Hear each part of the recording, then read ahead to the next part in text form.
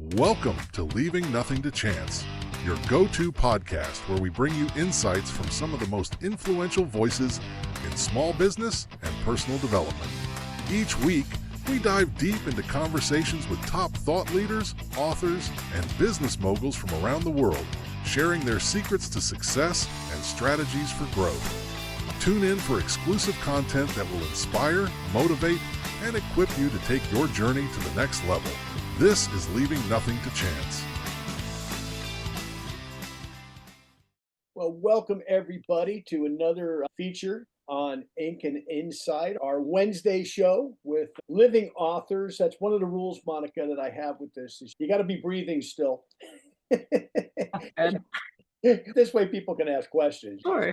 Book we're reviewing is Thriving, okay, Inside the Thin Blue Line. And as the name suggests, Monica was a police officer for a number of years, and she's got a really interesting story filled with not only a lot of accomplishment, but a fair amount of trauma and challenges along the way. So welcome to the call, Monica. Thank you. I appreciate it. I'm happy to be here. Tell everybody a little bit about yourself. We'll get to what you're doing now, but I wanted to start off in law enforcement, but tell everybody a little bit about your story. Yeah, so my name is Monica Crawford. I currently am an entrepreneur. I own 50 Fierce and Fit, which is an online nutrition and fitness coaching company for female first responders. That was built out of the trauma and the story that we'll get into from the book. It was my way out of that and a big part of my healing journey as well. I'm an avid CrossFitter. I have a CrossFit Level 2 certification, certified nutrition coach, still actively certified to be a law enforcement active shooter instructor as well. And I've been traveling the country to teach and speak at keynotes and different first responder conferences over the last couple years too. So let's start off a little bit. Your background, your education, what was in criminal justice, I believe? Yes, I graduated with a master's in criminal justice from Bowling Green State University. In Ohio, correct? Yep, Northwest Ohio. Okay. Are you from that area originally, or? I'm not actually. I found my way there through my gymnastics scholarship. So let's talk about that a little bit. You were a D1 athlete. Yeah. And you did gymnastics for 4 years in college. I did. That was the final 4 years of what was a 20-year competitive career. And what made you decide, hey, I want to go and serve the public in law enforcement? Yeah, so it wasn't a linear progression in the least. I went through, first of all, I graduated high school in 2009, which was in the middle of the recession. Was trying to figure out whether I wanted to major in business administration or criminal justice. Being 18, I was like, we're in a recession. Why would I study business? Just singular focus there, I guess, what I knew at the age of 18. But I went into criminal justice. I originally thought I was going to go to law school, got into some of my courses and started observing the courts and that process and was like, that kind of looks mundane. Maybe we put that on the back burner. Ended up interning with a municipal court there with their probation department and decided I wanted to work in probation work in some capacity. Once I graduated, I started through the court system working as a court clerk and then eventually went into mental health. Because in 2014, even with a master's degree, after graduating, it took me 8 months to find my first full-time job. Just like one of those things, catch 22 at the time where I didn't have the experience that people wanted because I was fresh out of college. And because I was a D1 athlete, it's a double-edged sword. Like I couldn't work while I was in college because gymnastics was my job at the time. So I worked in mental health for a year, then went back to the court system working as a pre-sentence investigator. And then eventually that's when I moved from Ohio to Oklahoma, where I am now, and got into law enforcement through probation and parole, and then eventually transitioned to full-time police. And along the way, you start to become an officer and you run into a gentleman that you refer to, and I'm using the word gentleman very loosely, as the slimy sergeant who was not a good experience, obviously. So why don't you pick up a little bit about what happened there and some of the prejudice that you experienced and the sexism and some of the other negatives, unfortunately, that you certainly didn't anticipate when you said, hey, I want to go serve the public and use my athletic background and my education to do so. And it's unfortunately the wrong person. Yeah, so the main story in my book, Thriving Inside the Thin Blue Line, focuses on the 3.5 years I spent with one specific municipal police department And when I began there, I was already certified law enforcement here, but and I'd already been through the police academy as well. And so this department was my second police academy essentially. And I was already certified, already been through everything. This was all like a repeat for me with the addition of their specific policies and ways of doing things, essentially. So during the academy, I met an individual who was one of our instructors, and we got off to a bad foot because I was incredibly frustrated at the time. I had a shoulder injury that was a result of the academy that ended up being a torn rotator cuff. And we get into our defensive tactics block, and I couldn't bite my tongue when I needed to. And I referred to him as dude because that was just like a common language that I used with friends at the time. I said, dude, what did I say? Dude, my shoulder hurts, or something like that. Because I expected him to know I had the shoulder injury because he was expecting me to do something that was irritating my shoulder at the time.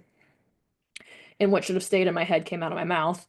And he got incredibly offended, or at least used it as a way to retaliate against me. And I got in trouble and screamed at and all of those things, which is fine. I regret saying that because it was disrespectful and it was never meant to come out in that capacity. I'm referring to somebody of rank in a paramilitary organization. But shortly after that, he got pretty chummy with me. I could tell through the text messages started coming in within our software system. He would message me and just poke fun, give me crap here and there once I got out to the street on my own after field training.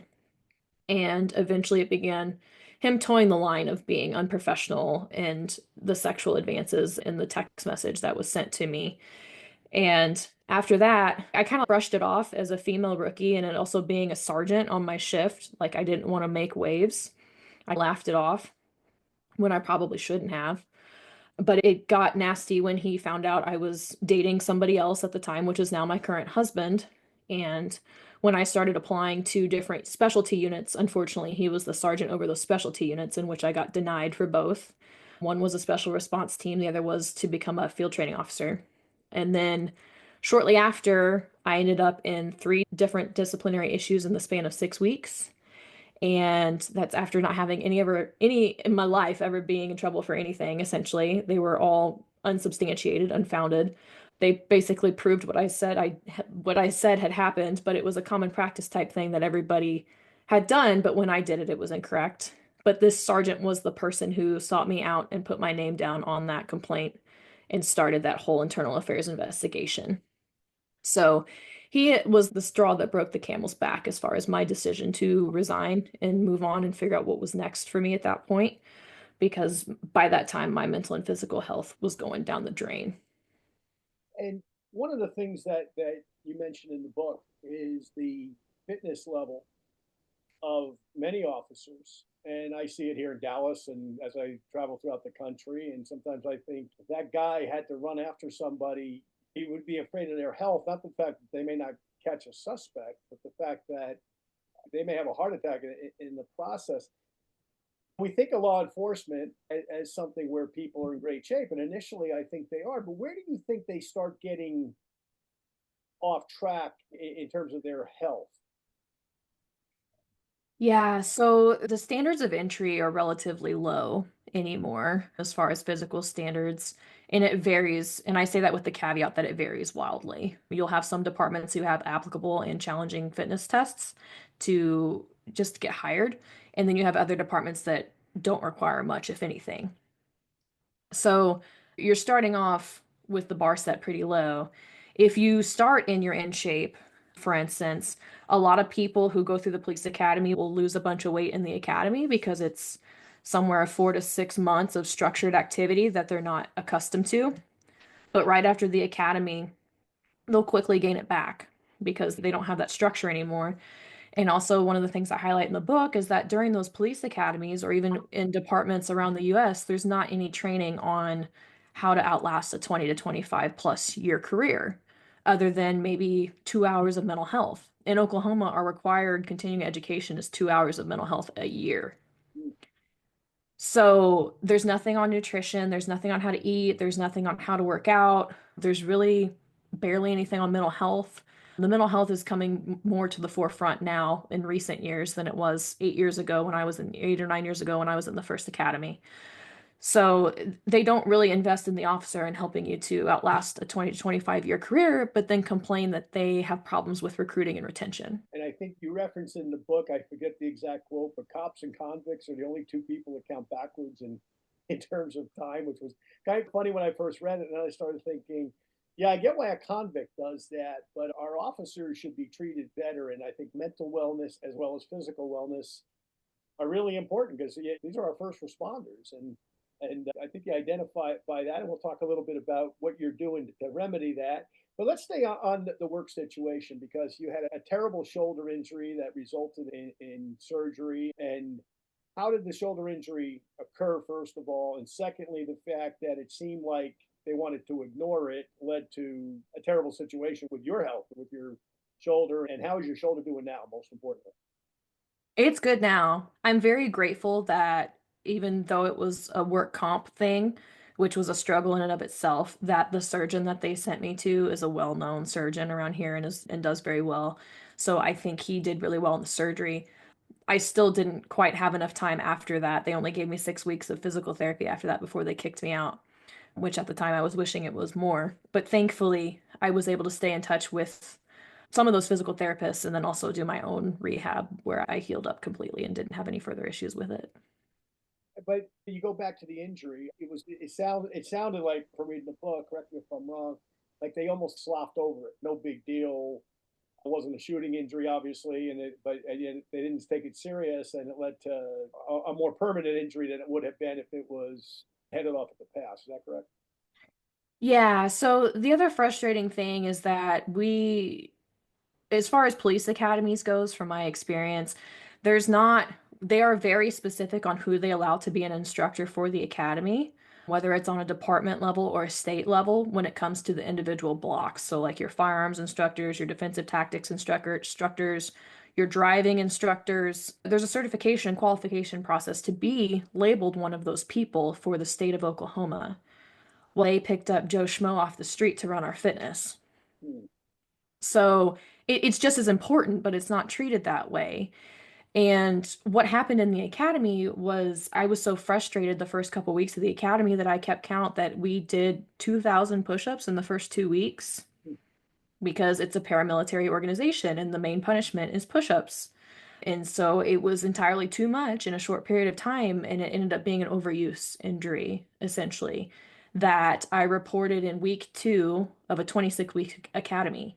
So I had 24 weeks to endure of all the stuff that they put us through with little to no reprieve of what was happening in the shoulder at all. They sent me through the work comp process, they sent me to doctors, they sent me to orthopedics, but being work comp, they continually kick the can down the road until they finally decide that surgery is the last option because I went through so many weeks of physical therapy to try and resolve it, maybe not have surgery. But at the same time, it didn't like anything I was doing to help heal the shoulder didn't matter because it got negated with what we did at work because I wasn't in control of what I did at work. It was, hey, you still get to do this ground fighting and grappling. And sorry, if you choose not to, then you can leave. I'm like, okay, you guys pretty much caused this problem, which was preventable. And now you're telling me I can leave because I'm in pain because of it. Let's make it make sense. It doesn't. Do you think if you had been a male officer, it would have been handled that way? I don't know. I don't know necessarily. Within that department, it wasn't necessarily that the women were treated poorly. I think it was a culture in which it didn't discriminate on who they treated poorly, essentially. I probably had more of a magnifying glass on me being a female and being a rookie and being very confident in how I present myself. So I'm sure I may have ruffled some feathers or just pushed people the wrong way just because of who I am, and that's fine. So they may have seen that more as a threat or maybe been triggered by it, perhaps. So maybe that's why they were more resistant with me. Because there were times I would make suggestions and workouts like, hey, this hurts. Can I do this? And they'd be like, no, do this instead. Okay, you don't know what you're doing. So are you just trying to have a power trip so you can still tell me what to do? Because there's literally no purpose in what you're telling me to do, but fine. So I don't know. Let's talk about somebody identifying if they're listening and they're in maybe a toxic work environment like you were in, and but they're not sure. They think maybe the person doesn't like me because I'm male or I'm female or I'm color or religion or whatever. or they just don't like me because they identify that, okay, what steps can they take to either make it work if they need the position that desperately, or to talk to somebody in a superior position to say, hey, here's what's going on here. Maybe I'm right, maybe I'm wrong, but maybe there's other people experiencing the same type of thing, which causes trauma. And the last thing, frankly, that as we as the public need, our officers certainly experiencing trauma, but we don't need accountants or lawyers or doctors or anyone else experiencing it either if it can be avoided. So how do they identify it and what can they do about it? The biggest thing for me, I think, was that there were no clear standards or expectations ever set for me. And so it changed daily. What was right and correct by one person was wrong by the next person. So that's actually an emotional abuse term that's called moving the goalposts. Is that the other person that you're interacting with, which typically that's used within personal relationship, not necessarily in a job scenario, is that they're always changing the bar for you as far as what your standards are so that it's unattainable. They basically make it where it's unachievable and you're always seeking something from them, but you're never going to really get it. So I always say my biggest regret was that I lost myself in trying to please others. And so I was trying to fit in a box that they wanted to keep me in, but at the same time, that's not me. I'm not trying to always argue with somebody, but I like to challenge things. I like to ask questions. I seek to understand those types of things. So the main thing from my experience would be like, are there set standards? Is there clear communication with your supervision or with your department employer? Is it clear what your expectations are? Are they reasonable? Are you being held to those? Do you feel like you're walking on eggshells because you're worried about getting in trouble all the time? Those are like the big red flags for me. And essentially, too, if you feel like your health is starting to suffer because and you're taking the job home because of what's going on at the job, that's another red flag as well. Because if it's a healthy environment, you can't turn it off essentially, or you could turn it off. You wouldn't be able to if it's a toxic environment. So there's some places where it's one person is the problem, and typically you can try to maybe have conversations to respectfully remedy that. But there's other places where it's like a cultural issue.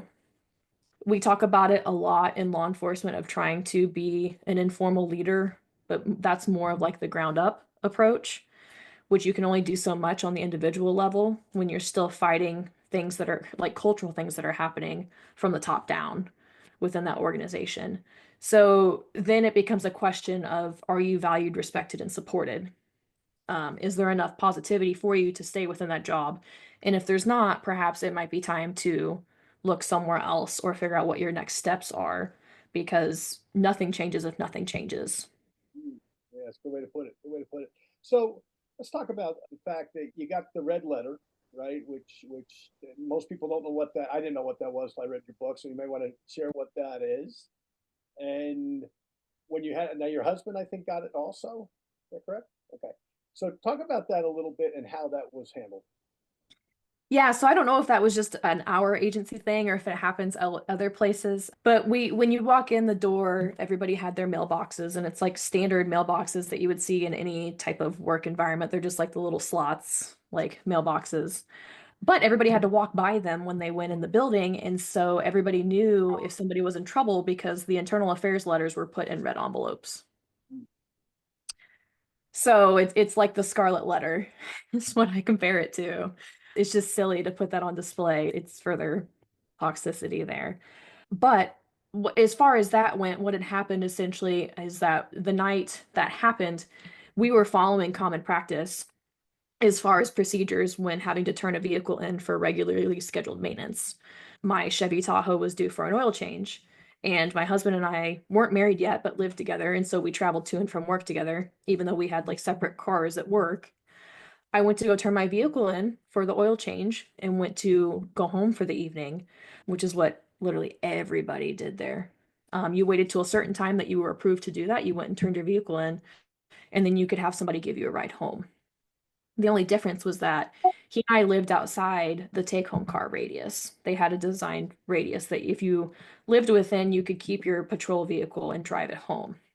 He and I lived about 30 minutes from where we had to pick up our vehicles from. And then there was never distinct rules on what you were expected to do if you lived outside that radius. But from what we had been trained and had been told by other supervision, was that like, hey, like this is what we do, this is how you do it. We never questioned it. The only thing that we were told was, hey, if you like pay attention to the call screen, make sure we're not flooded with calls when you choose to do this. Make sure basically there's nothing going on in the city or that we have coverage so that if you're needed, you're still in a car in the city in a vehicle. So we did what was common practice that night. And then come to find out the slimy sergeant had left his office, which he liked to hole up in, and literally drive to go find me to confirm that we were no longer there, which we had called out everything we were supposed to call out on the radio. Like we notified everybody what we were doing. So it's not like nobody knew what we were doing. We weren't trying to be shady about it. We just did what was common practice for the rest of the city. And as a matter of fact, there was a couple other people who had abused that, who had gone home way too early in the shift. And it was known that it happened. And what had happened, as far as them correcting it, was their supervisor had a talk with them. Hey, don't do that again. But for us, it was like 0 to 100. The way that the investigation was filed was under the category that could result in termination for the same offense that another officer had done to even more of an extreme extent, that they were given like a conversation with their supervision and it was not even documented. We're going to pick up in part 2 about what happens after this, Monica. And the book, once again, Thriving Inside the Thin Blue Line. And we'll be back next week with part 2. Thank you for tuning in. Be sure to check back weekly for more exciting episodes. And don't miss Ink and Insight every Wednesday, where we celebrate iconic authors and dive into their impactful works.